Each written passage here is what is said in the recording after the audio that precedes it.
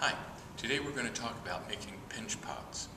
Our goal in this assignment is going to be to learn to work with the three different kinds of clay: red earthenware, brown stoneware, and white stoneware, and to get a sensitivity for how the clay feels in your hands, making something as thin as you can get it, as round as you can get it, and as with narrow a top as you can get it.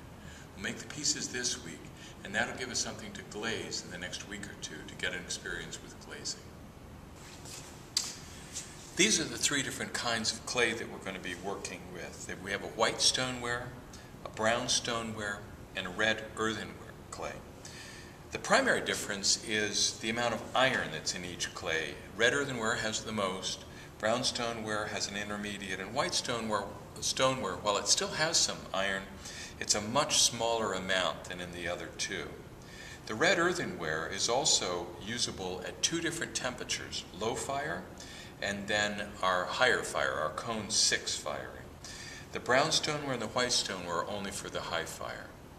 So on this piece, what I'm going to do is to start in with rolling this into a round ball. I'm going to make it about the size of a lemon and pat it into the roundest ball that I can. Something about like that. Pat it as round a ball as you can.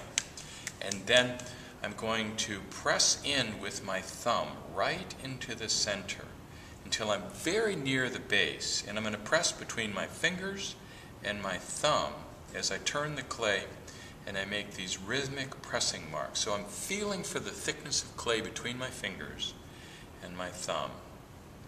And I'm turning the clay as I go.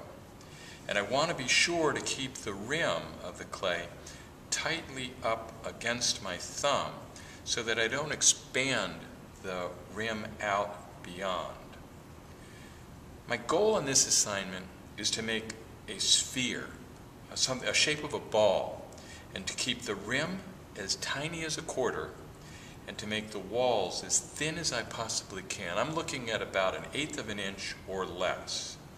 And I gradually work up to the rim, thinking of that spherical shape with thin walls and a very narrow rim. Now the rim will come out some, more than you really want for it to, and so what I'm going to do in that instance is set it down, and I'm going to pinch and gather in the rim to make it tighter and narrower at the top.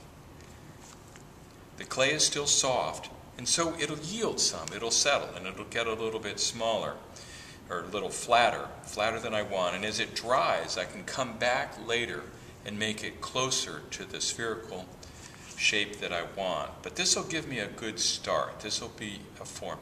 And as I'm doing this, I'm also thinking about how the clay feels. What are the differences between the clay qualities? One thing that you'll know first off is that some clay is a little softer than other clay. That's primarily a factor of how much water is in the clay. So this comes, the top is about the size of a quarter. I'm getting closer and closer to spherical shape. I'll come back to this when this is a little bit drier. So our goal in this assignment is to work with each of the three colors of three clay bodies that we use: the red earthenware, the brown stoneware, and the white stoneware. Make a piece as thin as you can make it, as spherical or as round as you can make it, with as narrow a top as you can make it.